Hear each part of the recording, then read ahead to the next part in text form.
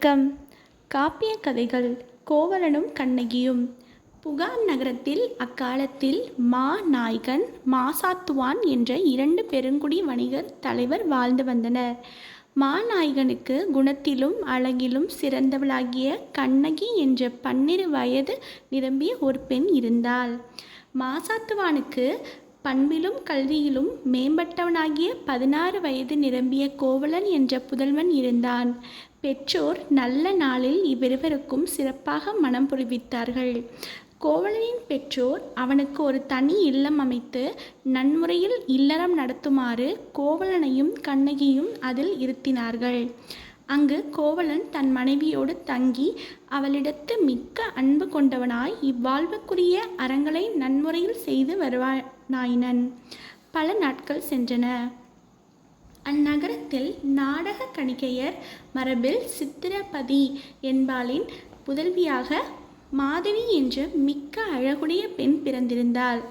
அவள் 7 ஆண்டு காலம் ஆடற்கலையை நன்கு பயின்று வல்லவளாகிய 12 ஆண்டு பிராயத்தை எய்தினாள். அக்கால வழக்கப்படி அவளுடைய நாடக அரங்கேற்றம் ஒரு நல்ல நாளில் அந்நாட்டை ஆண்ட சோழ மன்னன் முன்னிலையில் சிறப்பாக நடந்தது. அவளுடைய ஆடலைக் கண்டு மகிழ்ந்த அரசன் அவளுக்கு பெரும் சிறப்புகள் செய்தான்.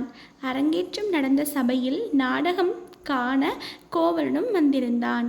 அப்போது அரசன் மாதவிக்கு கொடுத்த சிறந்த மாலையை மாதவியின் தாய் அவையில் காட்டி, இதை 1000 களஞ்சு பொன் கொடுத்து பெறுபவர் மாதவிக்கு மணாளனாகலாம் என்று கூறச் செய்தாள். கோவலன் அவள் கேட்ட பொன்னை கொடுத்து அம்மாலையை வாங்கினான். அவளை தனக்குரியவளாக்கி கொண்டு அவள் இல்லம் சென்று அன்று முதல் அவளோடு உறைவானான். தன் காதல் மனைவியாகிய கண்ணகியை முற்றும் மறந்துவிட்டான். அவனுடைய பிரிவினால் கண்ணகி பெரிதும் துயருற்றாள். இருப்பினும் என்றேனும் நள்ளிரவு பிறந்து கோவலன் மீண்டும் தன்னை நாடி வருவான் என்ற நம்பிக்கையோடு கண்ணகி தன் இல்லற ஒழுக்கத்தை தனியாளாக குறைவின்றி நடத்தி கொண்டு வந்தாள். மாதவியும் கோவலனும் மிக இன்பமாக வாழ்ந்து வந்தனர். மாதவிக்கு ஒரு பெண் மகவு பிறந்தது. அதற்கு மணிமேகலை என்று பெயரிட்டனர். சில ஆண்டுகள் சென்றன. வழக்கம் போல் புகார் நகரில் இந்திர விழா வந்தது. நகர மாதர் பெருந்திரளாக கடற்கரை அடைந்து கடலில் நீராடி கொண்டாடினர். கோவலனும் மாதவியும் கடலாடச் சென்றனர். மாதவியின் வீணையை கோவலன் வாங்கி அதில் பல வகையான காதற் சுவை கொண்ட பாடல்களை வாசித்தான். அவன் பாடியவற்றை மாதவி கூர்ந்து கேட்டாள். இவன் வேறு மகளிர் பால் விருப்பம் கொண்டுள்ளான் என்று அவள் தவறாக எண்ணிவிட்டாள். அதனால் கோபம் கொண்டு தானும் வேறு குறிப்புடையவள் போல அவ்வீணையில் பாடல்களை வாசித்தாள். கூர்ந்த மதியுடையவனான கோவலன் அப்பாடல்களை கேட்டான். அவள் வேறு ஒருவன் மீது விருப்பம் கொண்டுள்ளாள் என்று தவறாக எண்ணி அவள் மீது வெறுப்பு அடைந்தான். அதனால் கோபம் கொண்டவனாய் அவளை பிரிந்து நேரே கண்ணகி இல்லம் அடைந்தான். கோவலன் பிரிந்து சென்ற பின் மாதவி தான் தவறாக எண்ணியதற்கு வருந்தி தன்னுடைய பிழையை பொறுத்து தன்னிடம் மீண்டும் வருமாறு தன் தோழி மூலம் கடிதம் எழுதி கோவலனுக்கு அனுப்பினாள். அக்கடிதத்தை பெற்ற கோவலன் அவளுடைய அன்பெல்லாம் நடிப்பு என்று சொல்லி மறுத்துவிட்டான். கண்ணகியின் துயரமுற்ற நிலைமையும் அலங்காரமில்லாத அவளுடைய தோற்றத்தையும் கண்டு அவனுக்கு மிக்க வருத்தம் உண்டாயிற்று. நான் உனக்கு மிக்க தீங்கு செய்துவிட்டேன். இல்லறத்திற்குரிய கடன்களை மறந்துவிட்டேன். என் பொருட்கள் எல்லாம் தொலைத்தேன். இந்த வறுமை நிலை எனக்கு மிக்க நாணம் தருகிறது என்றான். கேட்ட கண்ணகி அவன் மாதவிக்கு பொருள் கொடுப்பதற்காக தன்னிடம் பொருள் தேடி வந்திருக்கிறான் என்று எண்ணினாள். அவளிடம் எல்லா அணிகளும் முன்னமே போய்விட்டன. இப்போது எஞ்சி இருந்தவை காலில் அணிந்த சிலம்பு மட்டுமே. என்னிடத்து 2 சிலம்புகள் உள்ளன, அவற்றை கொள்ளலாம் என்றாள். அதை கேட்ட கோவலன், இனி நான் மதுரை நகரடைந்து அங்கு இச்சிலம்பை விற்று வரும் பொன்னை கொண்டு வாணிபம் செய்து மிக்க பொருளீட்டுவேன். நீயும் உடன் வருவாயாக என்று கூறினான். அவளும் உடன்பட்டாள். அன்றிரவு கடையாமத்தில் கோவலன் கண்ணகியும் உடன் கொண்டு ஒருவரும் அறியாதபடி புகார் நகரை நீங்கி மதுரை நகரை நோக்கி நடக்கலானான்.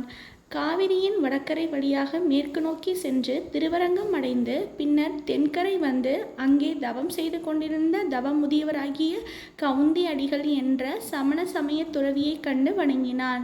மதுரை செல்லும் வழி எத்தகையது என்று அவள் மூலம் அறிந்தபோது இவர்களோடு கூட அவரும் மதுரை நகருக்கு வர முற்பட்டார். மூவருமாக நடந்து சென்று கொண்டிருந்த போது வழியே வந்த ஒரு தூர்த்தனும் பரத்தையும் கண்ணகியையும் கோவலனையும் அவமதிப்பாக பேசியமையால் அவர்களை நரி வடிவம் கொள்க என்று கவுந்தி அடிகள் சபித்தார்.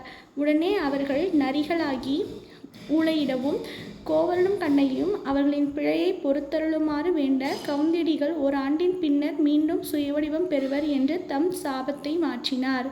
மூவரும் பின்னர் உறையூர் அடைந்தார்கள். அங்கு கௌசிகள் என்ற அந்தணன் புகார் நகரிலிருந்து வந்து கோவலனை கண்டான். தன் பெற்றோர் செய்தி முதலியன கேட்டறிந்து அவனை அனுப்பிவிட்டு பிறகு தொடர்ந்து நடந்து மற்றவர்களோடு கோவலன் மதுரை நகரின் புறத்தே ஒரு முனிவர் இருக்கையில் தங்கினான். அங்கு கோவலனுடைய நண்பனாகிய மாடலன் என்ற அந்தணன் வந்து பார்த்துவிட்டு சென்றான். கவுந்தியடிகள் மாதரி என்ற இடைச்சியர் தலைவியைக் கண்டு ஆயர்குலம் தீங்கற்றது. ஆதலால் அவள் பால் கண்ணகியை அடைக்கலப் பொருளாக வைத்து பின் இவர்களை பிரிந்து சென்றார்.